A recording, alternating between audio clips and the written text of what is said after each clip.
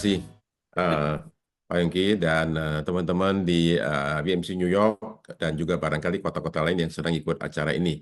Memang saya dalam perjalanan pelayanan ke Eropa, saya pimpin pemberkatan nikah di Istanbul, kemudian saya ada khotbah di kota Roma, ada GBI ulang tahun, jadi saya akan pelayanan di sana. Ya, karena ada waktu jeda 1 minggu, saya pikir saya pengen melihat tempat Rasul Paulus khotbah, yaitu di kota Athena dan di Korintus. Cuma masih ada sisa 2 hari. Saya pikir saya pergi Santorini, memenuhi bucket list saya. Ya, saya pengen ke situ.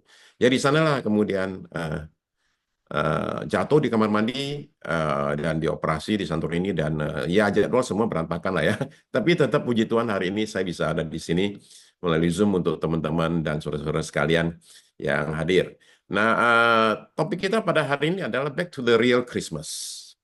Eh, Christmas atau Natal itu saat ini dirayakan oleh miliaran orang di seluruh dunia. Saya kasih contoh umpama, saya tunjukin satu foto ya. Oke, foto di slide saya. Yang pertama, bisa tebak nggak kira-kira ini negara mana ya yang ada pohon Natal dihiasi begitu bagus? Ya, coba tebak-tebakan gitu ya. Kalau nggak tebak foto berikut negara yang sama ya, mungkin kira-kira udah bisa tahu nih. Kayaknya ya, kayaknya udah mulai tahu nih, kelihatan dari tulisannya ya. Oke, oke. Ini adalah Jepang. Jepang itu penduduknya itu hanya 1% yang Kristen. Tapi perayaan Natalnya itu oke banget gitu loh, happening banget. Mereka ada tukar kado, mereka ada berbagai acara-acara yang sifatnya itu merayakan Natal, tapi mereka selama berpuluh-puluh tahun punya satu tradisi yang unik sekali. Slide yang ketiga, yaitu pada waktu uh, malam Natal, mereka itu harus mampir di Kentucky Fried Chicken. Oke. Ini kejadian mulai tahun 74 ketika manajernya KFC di Jepang mikir gimana cara bikin orang datang ya. Jadi dia bikin paket khusus Natal yang sekarang ternyata paket Natal itu adalah sepertiga penjualan tahunan KFC Jepang. Jadi bayangkan ya, ini bisnis gede banget dan itu kalau ke KFC pada malam Natal jangan harap. Kenapa? Nggak ada tempat. Sudah dibook sejak awal November. Orang Jepang serius banget kalau perayaan Natal yang terutama di KFC. Nah, oke. Nah, jadi tapi tentu pertanyaan kita adalah begini nih. Sebenarnya orang Jepang itu merayakan apa pada waktu datang ke KFC itu? Saya nonton satu klip pendek sekali. Ini video wartawan Jepang lagi di pinggir jalan interview orang yang lagi pulang belanja Natal di satu toko di satu daerah pusat belanja di Tokyo. Ada satu wanita Jepang lagi lewat tenteng belanjaan Natal nih, oke? Terus tanya sama wartawan, "Halo, Anda merayakan Natal?" "Iya." Terus tanya pertanyaan penting banget ini nih. "Anda tahu nggak Natal ini merayakan apa?" Ini wanita Jepang ini ketawa kayak wanita Jepang ya, gitu mulanya gitu. Terus dia bilang, kayaknya kalau nggak salah merayakan kematian Yesus ya. Waduh, saya tepuk jidat waktu saya dengar itu. Bayangkan Natal merayakan kematian Yesus. Ya. Nah, tapi ya barangkali agak surprise buat teman-teman atau enggak kali ya. Mungkin Anda nggak surprise. Tapi saya punya data begini, oke, di slide berikut bahwa di Amerika Serikat datanya adalah yang merayakan Natal itu di kalangan orang-orang non-Kristen itu 81% non-Kristen itu merayakan Natal. 81% ya. Kayaknya di slide satu lagi terus satunya lagi tuh. Ya, satu lagi. Ya, maju lagi satu. Ya, ini dia. Oke. 81% non-Kristen yang Amerika Serikat merayakan Natal. Termasuk di situ orang Buddha, orang Hindu itu merayakan Natal. Cuma kan pertanyaannya yang dirayakan apa? Karena kalau kita mundur satu slide, 33% anak-anak di Inggris itu tidak tahu Natal itu merayakan kelahiran Yesus. Jadi saudara-saudara sekalian, saya mengatakan ini cuma kasih tahu kepada kita bahwa orang bisa merayakan Natal, tapi Natal yang mana nih?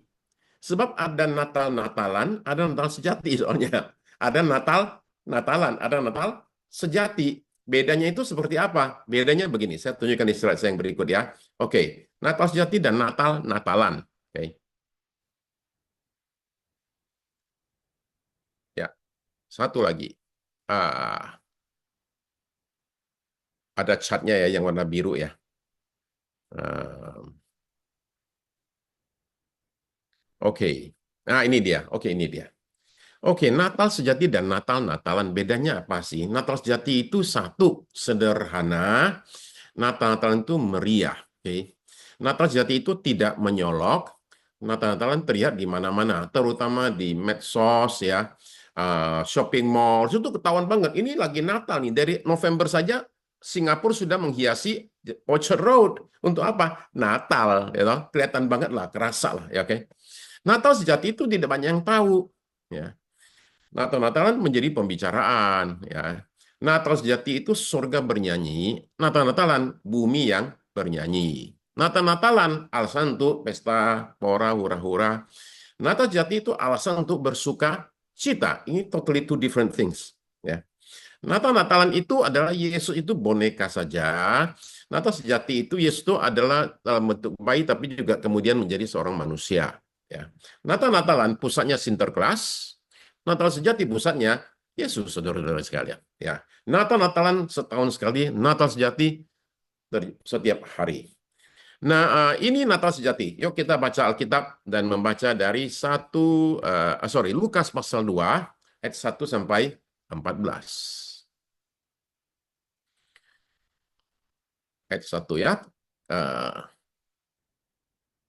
mundur lagi. Ya, ini dia. Pada waktu itu Kaisar Agustus mengeluarkan suatu perintah, menyuruh mendaftarkan semua orang di seluruh dunia.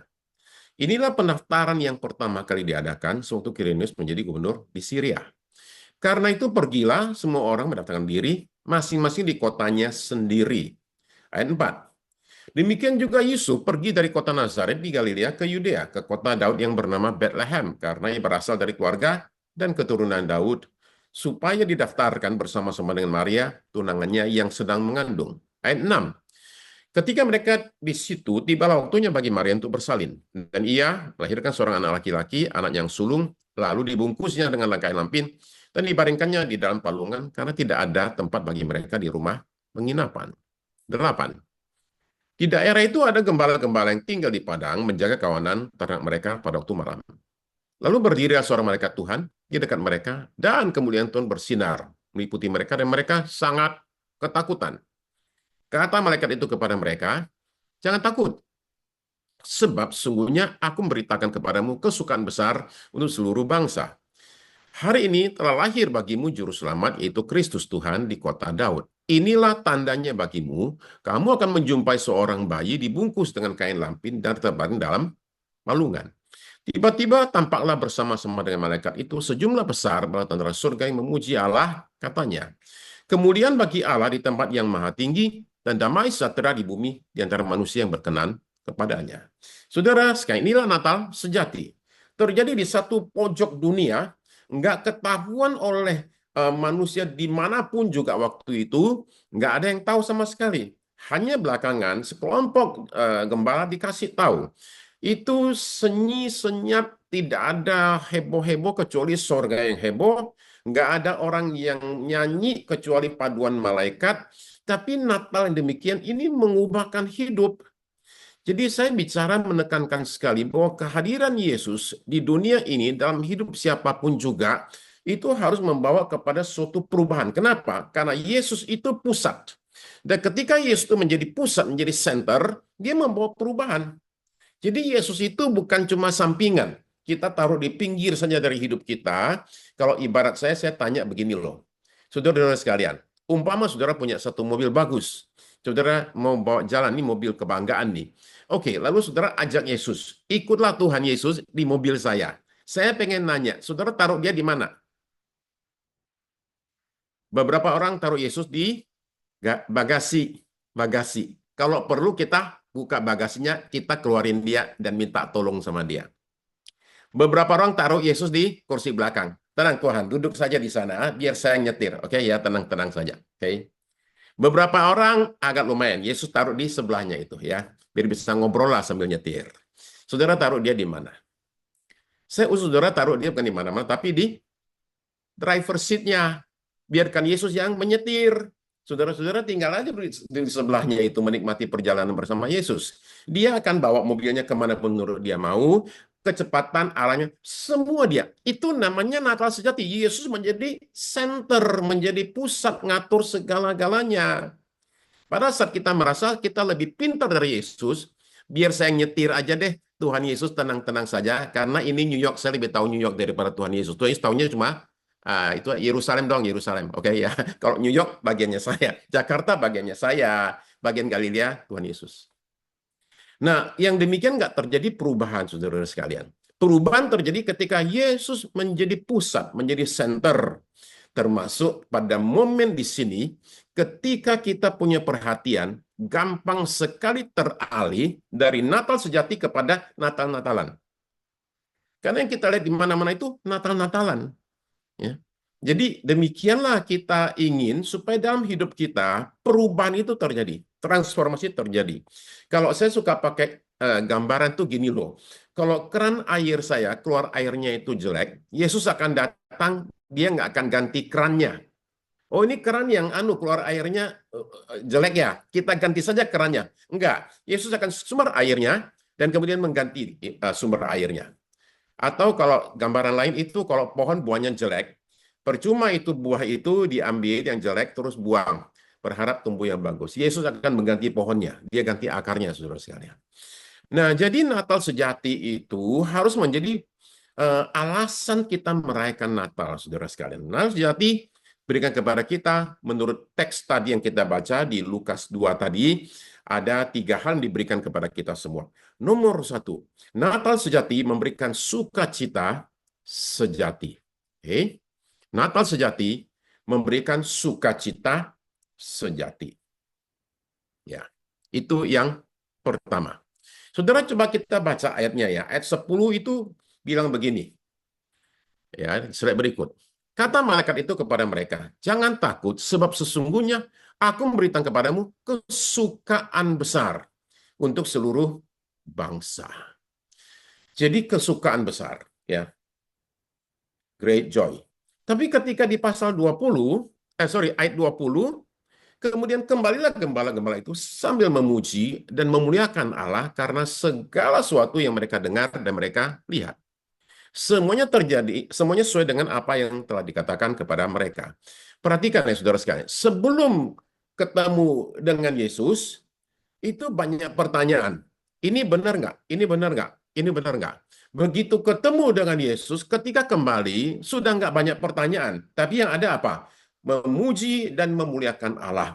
Saya pikir salah satu hal yang akan menarik banyak orang kepada kita adalah yang namanya sukacita, saudara sekalian. Kami itu, bendahara gereja kami, itu Pak Tanto, itu kalau saudara mau tahu, setiap minggu dia nyetir dari Bandung ke Jakarta hanya buat ikut kebaktian. Oke, tiap minggu ya. Bandung-Jakarta itu perjalanan kira-kira 150 km. Ya, tiap minggu dia nyetir dari Bandung ke Jakarta, kebaktian terus pulang. Dia cerita alasan kenapa dia datang ke gereja. Oke. Dia bilang memang dipaksa sih, katanya, dipaksa. Tapi sama di gereja, saya lihat orang nyanyi. Orang sukacita, tepuk tangan. Semua orang kelihatannya benar-benar larut dalam suatu suasana yang dia susah jelaskan. Tapi dia bilang itu alasan buat saya balik lagi. Kenapa? Karena ini orang-orang ini kelihatannya betul-betul dalam suasana yang nggak cuma sekedar ketawa biasa, tapi wajah mereka, aura mereka itu kelihatan happy. Ya. Jadi itu yang seharusnya menjadi tanda kutip ya, aura kita itu mesti aura yang penuh sukacita, saudara sekalian. Orang Kristen bukan nggak pernah punya masalah, tapi di tengah-tengah semua masalah kita, saudara sekalian, kita penuh dengan sukacita. Nah, dunia menawarkan apa? Menawarkan pesta pora supaya kita bisa ketawa sebentar, ya. Ada hiburan tertentu, film tertentu supaya kita agak happy sedikit. Alkohol katanya bikin orang jadi happy, tapi semua kita tahu itu hanya sementara. Nah, tetangganya Indonesia, Singapura, itu adalah salah satu negara terkaya di dunia. Kalau kita lihat daftarnya, di Asia itu nomor 1, kayanya Singapura. Perhatikan ya, ini list the 10 richest countries in Asia. Singapura itu nomor 1. Di dunia, Singapura itu nomor 2 setelah Luxembourg. Kalau dihitung dari namanya GDP per kapita, PPP ya. Jadi kalau kita lihat rankingnya itu Luxembourg, ya, kemudian Singapura. Jadi Singapura itu negara yang kayanya bukan main, ya, secara real ya bisa diukur ya. Nah, tapi eh, saya di Facebook itu ada dua Facebook page yang namanya sama, sehingga mereka berantem. Next slide. Yaitu satu Facebook namanya Complain Singapore. Oke. Cuma yang satu pakai complaints, satu nggak pakai S. Oke. Complain Singapura isinya apa? Isinya orang marah-marah semua. Ya. Isinya orang marah-marah semua, ngomel, protes, dan ternyata setiap hari adminnya itu terima 100 komplain. Itu belum apa-apa. Pemerintah Singapura punya satu aplikasi, ya, namanya itu One Service App. Setiap hari, One Service App menerima 4.600 komplain dari orang Singapura setiap hari. Penduduk cuma 5 juta, komplainnya luar biasa. Oke, kayaknya bukan main negaranya, tapi orangnya komplain terus. Nah, terus saudara mungkin bilang gini, tapi kan Pak, dulu ada tahun ini ada satu survei mengatakan orang Singapura paling happy sedunia. Saudara sekalian, teman saya orang Singapura itu banyak, ya. Mereka aja ketawa, bukan ketawa senang, menertawakan. Singapura paling happy sedunia. Yang benar aja, kita ini hidupnya banyak susah, orang di mana-mana komplain. Jadi demikianlah orang kaya, tapi komplain terus, saudara sekalian. Gak ada happy-nya. Jadi saudara terkasih, saya tadi mengatakan bahwa kita orang Kristen bukan tidak pernah ada susah, ada masalah. Pasti ada.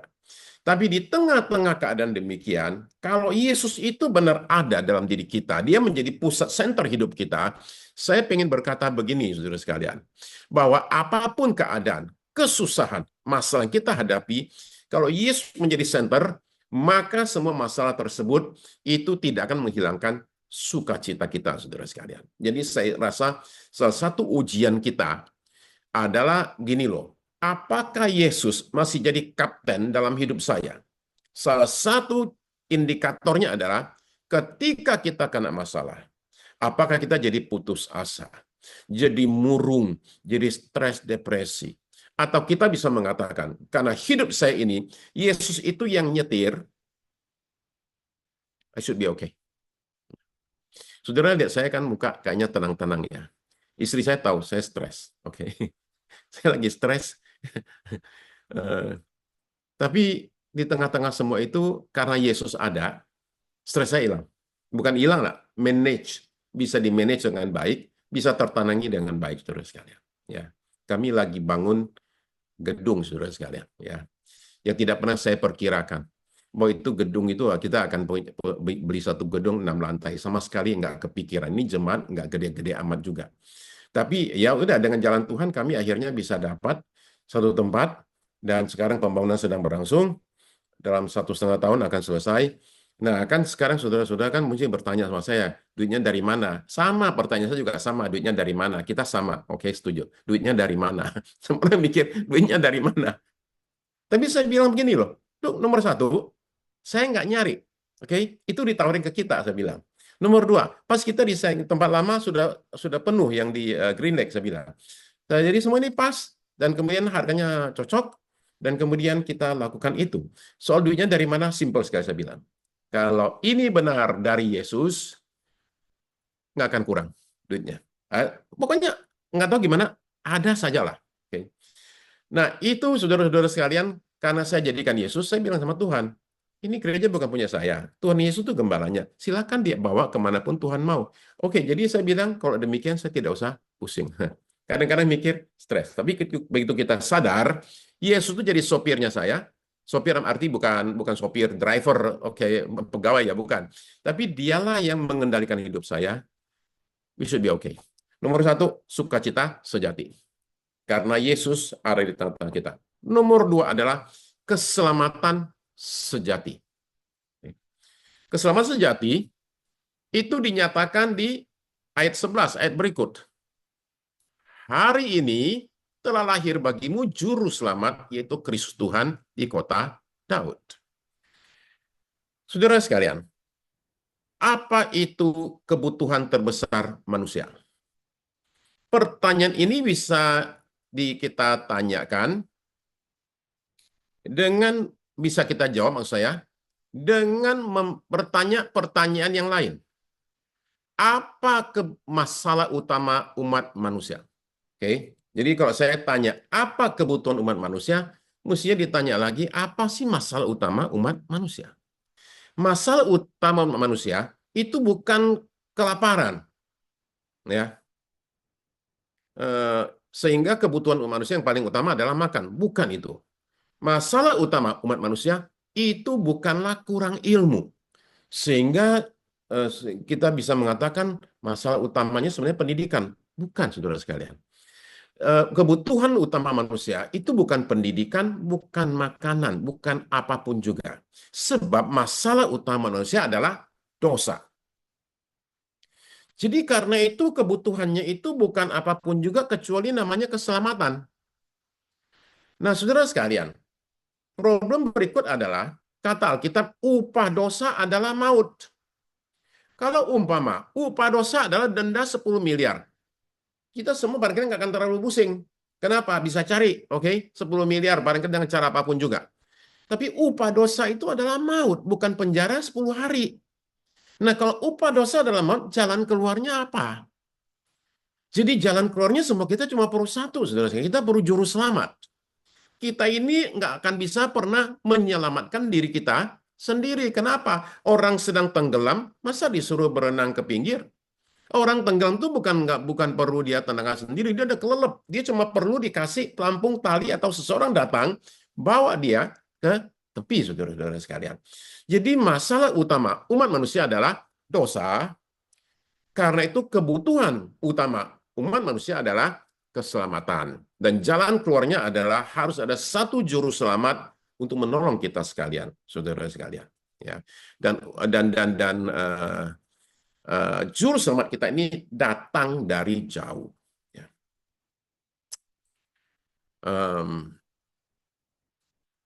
Saya punya slide berikut, satu tempat di Kutub Selatan namanya di Amundsen Scott South Pole Station.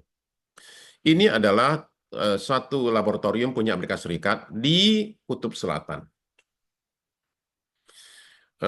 Beberapa tahun yang lalu, itu ada 2 orang pegawai di situ sakit. Satu orang kena masalah jantung, yang lain kena masalah perut. Jadi mereka mesti dikeluarkan dari Kutub Selatan.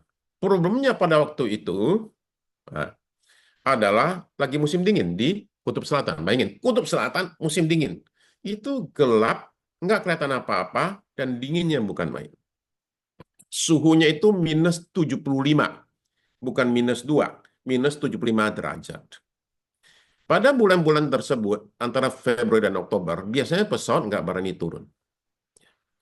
Tetapi demi 2 orang ini, sebab 2 orang pilot memutuskan untuk mempertaruhkan nyawa untuk bawa pesawat turun di situ dalam keadaan gelap gulita hanya untuk selamatkan 2 orang. Jadi kata orang yang di sana di lab tersebut, wah luar biasa nih para pilot ya, mempertaruhkan nyawanya dalam keadaan sangat amat tidak baik untuk menolong orang. Nah, saudara saya, waktu saya baca cerita tersebut, saya bilang Tuhan Yesus menempuh perjalanan lebih jauh lagi. Sebab kenapa? Karena jarak paling jauh antara 2 tempat di dunia adalah jarak antara sorga dan bumi, saudara-saudara sekalian. Itu jaraknya paling jauh. Nah, Yesus menempuh perjalanan panjang tersebut, menjelma menjadi manusia, jadi bayi kecil, dan kemudian dia itu hidup seperti kita semua. Ini adalah suatu pengorbanan yang jauh lebih hebat daripada 2 pilot tadi itu. Tuhan Yesus memberikan segala sesuatunya buat kita sekalian. Kalau saudara-saudara pergi ke Jepang ya, ke kota Kyoto, saudara-saudara akan kalau kalau lihat ke pinggir kota itu ada banyak gunung. Salah satunya adalah Gunung Hiei. Gunung Hiei di Kyoto tersebut, di atasnya itu di tengah-tengah gunung itu ada satu uh, biara, oke, biara untuk para biarawan agama Shinto, oke. Nah, di Gunung Hiei itu menjadi uh, satu apa namanya dibikin satu dokumenter karena beberapa penghuni dari biara ini itu adalah the marathon monks, yaitu para biarawan yang lari maraton. Ya. Nah, mereka bukan lari, saudara sekalian. Mereka itu jalan kaki. Setiap malam jalan kaki 40 kilometer. Setiap malam. Ya. Dan itu dilakukan selama 7 tahun. Selama 7 tahun, tiap malam itu jalan kaki 40 kilo. Pada tahun tertentu, itu dinaikin jadi 80 kilometer. Nah, saudara, ketika mereka berangkat, jam 12 malam, mereka tengah malam bangun dan berdoa. Jam 1 mereka mulai jalan kaki, dan mereka nggak pakai sepatu Nike Air ya, oke? Mereka pakai sandal jerami buatan sendiri. Jadi sepanjang jalan itu, perhatikan ya, itu sandalnya tuh buat lari tuh, ya. Nah, jadi mereka bawa tongkat, kemudian bawa tali, dan bawa satu pisau, ya. Untuk apa tali dan pisau? Yaitu untuk bunuh diri. Kalau mereka tidak berhasil melakukan maratonnya di tengah jalan, harus bunuh diri. Coba pikir ya, pada tahun ke-7, mereka harus duduk menghadap api 10 hari, 10 malam, tidak boleh tidur. Ya. Itu semua dilakukan sampai lutut mereka hancur, kaki mereka rusak. Untuk apa? Simple sekali. Mencapai yang namanya pencerahan dan masuk kepada suatu kehidupan di alam berikut.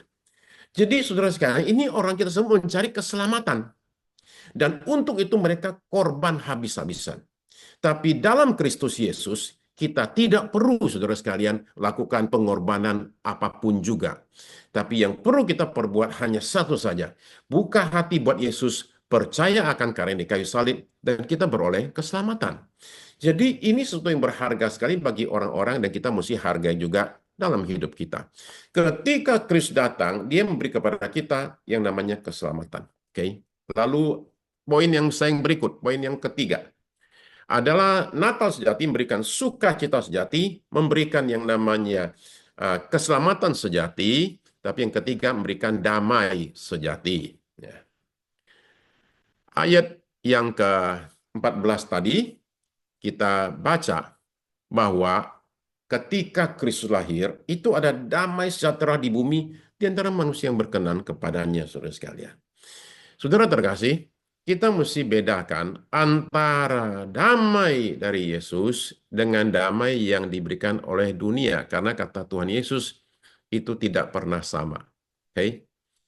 Di dalam Roma 14 ayat 27, saya ada kayaknya ayatnya di sana. Ini dia. Oke ya, perhatikan kata-kata penting ini. Damai sejahtera kutinggalkan bagimu. Damai sejahtera-Ku kuberikan kepadamu. Nah, perhatikan kata-kata berikut. Dan apa yang kuberikan tidak seperti yang diberikan oleh dunia kepadamu. Janganlah gelisah. Jadi saudara sekalian, ada dua macam damai. Satu, damai yang diberikan oleh dunia. Itu damai palsu. Nomor dua, damai yang diberikan oleh Yesus. Itu damai sejati. Bedanya apa? Bedanya begini. Damai dunia itu rapuh, fragile. Dia itu hanya ada kalau sesuatu tidak ada. Maksudnya itu gini ya, bahwa damai sejati hanya ada kalau damai dunia hanya bisa ada kalau konflik tidak ada. Umpama contoh sekarang di Ukraina tidak ada damai. Menurut ukuran dunia, di Gaza, Timur Tengah nggak ada damai. Tapi damai dari Yesus itu bisa muncul di tengah-tengah konflik. Jadi pertanyaannya ada gini, di Ukraina ada nggak damai? Jawabannya ada. Damai dari Yesus. Bekerja di hati banyak orang, saudara sekalian. Termasuk dimanapun juga di dunia. Sekalipun ada konflik, di situ damai dari Yesus itu bisa terjadi dalam hidup kita, saudara sekalian. Dan damai dari Yesus itu adalah damai yang sifatnya itu multidimensi. Pertama adalah damai dengan Allah. Saudara sekalian, damai dengan Allah itu dinyatakan di Roma pasal 5, ayat yang ke-10 sampai ayat yang ke-11. Sebab, jikalau kita ketika masih seteru, diperdamaikan dengan Allah melalui kematian anaknya, lebih-lebih kita yang sekarang telah diperdamaikan, pasti akan diselamatkan oleh hidupnya. Bukan hanya itu saja, kita malah bermegah dalam Allah melalui Yesus Kristus Tuhan kita. Sebab melalui dia, kita sekarang telah menerima pendamaian itu. Saudara terkasih, pertama-tama adalah seseorang itu dalam Kristus itu, dia itu damai dengan penciptanya. Dia damai dengan Allah. Mungkin ada yang nanya, sejak kapan saya ini berantem sama Allah? Nggak pernah rasanya saya ribut sama dia. Saudara sekalian, begini. Ketika kita lahir ke dunia ini, kita ini lahir dalam dosa terpisah dari pencipta kita. Ada suatu jurang besar sekali ada antara kita dengan pencipta kita, saudara sekalian. Kita ini adalah istilah Alkitab di sini ini seteru. Seteru itu artinya musuh. Jadi kita dulu itu sebelum terima Yesus, kita musuh dengan Allah. Lalu diperdamaikan melalui kematian anaknya, saudara sekalian. Jadi karena itulah kita ini menerima pendamaian melalui apa yang Yesus perbuat di kayu salib. Jadi kita sekarang damai dengan Allah melalui karya Yesus. Tapi kemudian ada konflik dengan sesama, saudara-saudara sekalian. Konflik dengan sesama ini adalah konflik antar manusia. Ya. Antara manusia itu ada bisa muncul konflik. Bahkan di dalam gereja sekalipun, sesama pengerja sekalipun bisa terjadi konflik nggak? Bisa, saudara sekalian. Ya. Coba kita lihat ya di Filipi pasal 4 ya. Filipi pasal 4 itu damai dengan antara dengan sesama. Yodia kunasihati dan Sintika kunasihati supaya sehati sepikir dalam Tuhan. Jadi ini ada dua orang wanita di gereja Filipi yang kata Paulus, udah jangan banyak konflik, sehati sepikir aja. Ayat 3. Bahkan kuminta kepadamu juga sungguh temanku yang setia, tolonglah mereka. Jadi rupanya ada semacam konflik yang tidak akan pernah bisa diselesaikan oleh yang berkonflik. Mereka perlu satu orang penengah nih, ya. Jadi dimintalah sungguh-sungguh buat tolonglah mereka supaya mereka bisa baikan. Karena mereka telah berjuang dengan aku dalam pekabaran Injil. Bersama-sama dengan Clemens dan kawan-kawan sekerjaku yang lain yang nama-namanya tercantum dalam kitab kehidupan. Jadi saudara sekalian, orang yang sudah berjuang bersama Rasul Paulus, sudah banyak lakukan pelayanan, tetap saja bisa muncul namanya konflik, saudara sekalian. Nah, konflik, saudara kasih, juga bisa terjadi ketika seorang konflik dengan dirinya sendiri, ya. Istilah kita konflik batin nih. Saudara-saudara, saya nggak tahu berapa di sini yang pernah mengalami yang demikian, saudara sekalian, konflik. Ya. Ini dinyatakan di dalam kitab Roma pasal 7, di Roma pasal 7. Paulus itu menulis begini, sebab apa yang aku lakukan, aku tidak tahu. Karena bukan apa yang aku kehendaki yang aku lakukan, tetapi apa yang aku benci, itulah yang aku lakukan. Saudara-saudara pernah nggak ngalami demikian? Bahwa kita pengen berbuat yang baik, tapi nggak bisa. Itu ayat 20, sebab bukan apa yang aku kehendaki, yaitu yang baik yang aku lakukan. Melainkan apa yang tidak aku kehendaki, yaitu yang jahat yang aku lakukan. Jadi saudara perhatikan pergumulannya yang kelihatannya nih adalah pergumulan juga banyak orang Kristen, saudara sekalian.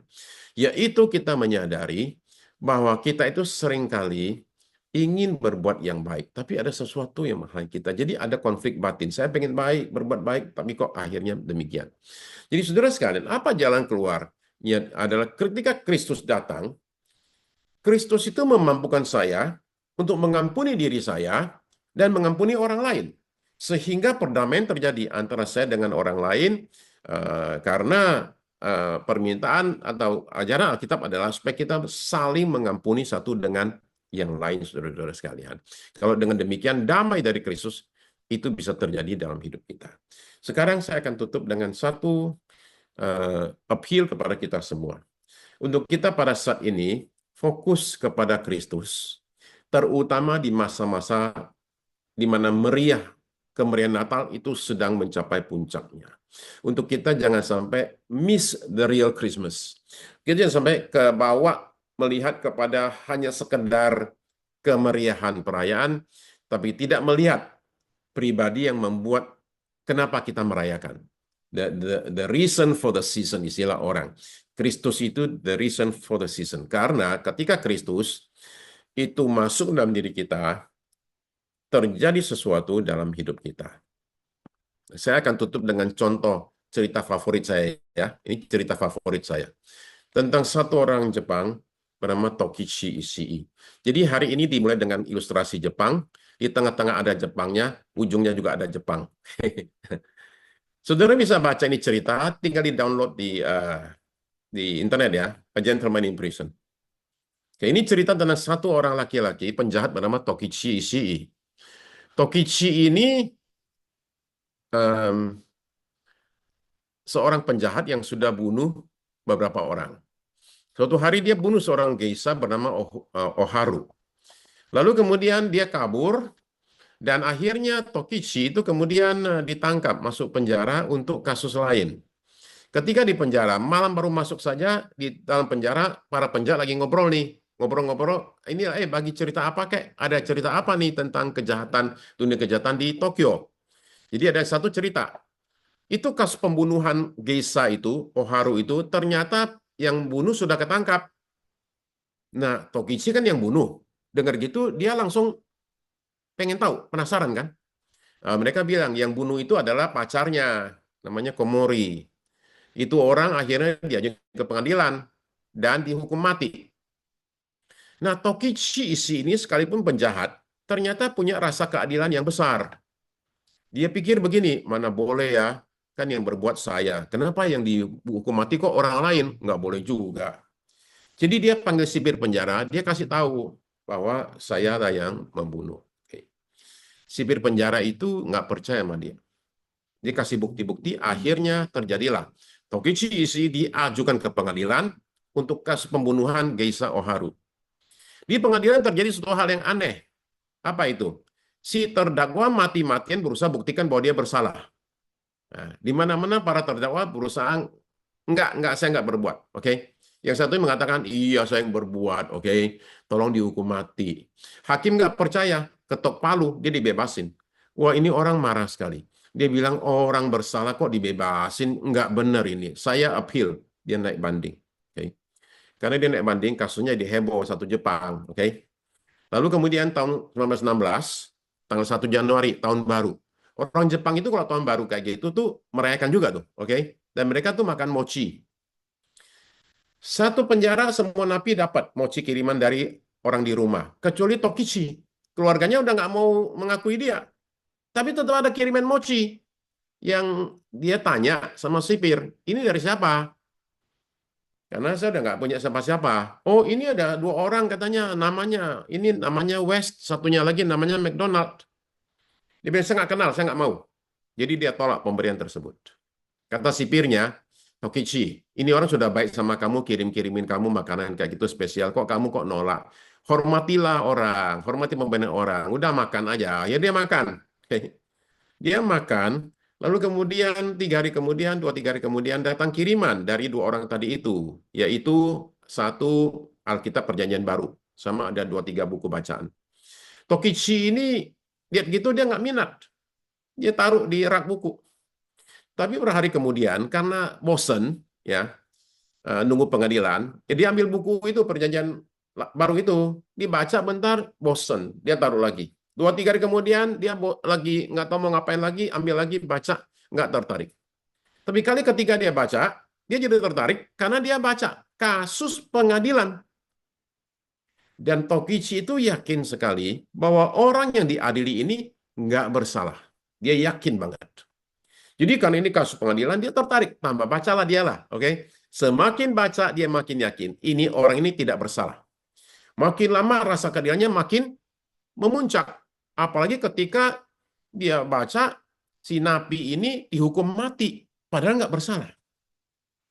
Nah, dia baca terus. Akhirnya dia baca, si napi ini kemudian ngomong begini, ya Bapak, ampunilah mereka, karena mereka itu tidak tahu apa mereka perbuat. Kata Tokichi, saya tahu satu hal, nggak mungkin salah saya. Orang kalau sudah mau mati, tidak mungkin bohong. Ucapan orang sebelum mati itu ucapan paling jujur. Ini orang benar-benar tidak bersalah nih. Dan dia mengampuni orang yang lakukan itu kepada dia. Dia cerita bahwa pada malam itu seperti ada paku 5 inci ditusukkan ke dada saya. Hari itu dia sadar bahwa dialah orang yang dimaksud. Bahwa dia adalah orang yang bersalah yang didoakan untuk diampuni. Dia berlutut di dalam penjara, dan kemudian di situ dia buka hati seluruhnya buat Yesus, dia terima Yesus sebagai Tuhan dan Juru Selamatnya. Nah, ini yang terjadi. Mukanya berubah, oke?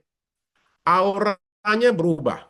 Dari semula penjahat ganas, sekarang tiba-tiba menjadi orang yang enak buat diajak ngomong. Ada sesuatu yang berbeda dari Tokichi. Sesuatu yang membawa kemudian banyak sekali pengunjung datang untuk ketemu sama dia. Nah, akhirnya dia atas anjuran seorang itu memutuskan menulis kisah hidupnya yang tadi itu Gentleman in Prison. Dia adalah orang nggak lulus SD, tapi dengan bekal kamus dia bikin tulisan-tulisannya tersebut, saudara sekalian. Oke. Nah, begini, ketika dia kemudian dihukum mati ya, digantung. eh, ini catatannya ini kemudian dia kasih ke Catherine McDonald, misionaris itu, untuk kemudian dijadikan buku yang seperti yang kita lihat di layar ini. Saya mau kutip kata-kata Tokichi Ishii. Dia bilang, saya ini dibawa untuk mengalami kuasa dan kasih Kristus yang tidak terukur, immeasurable.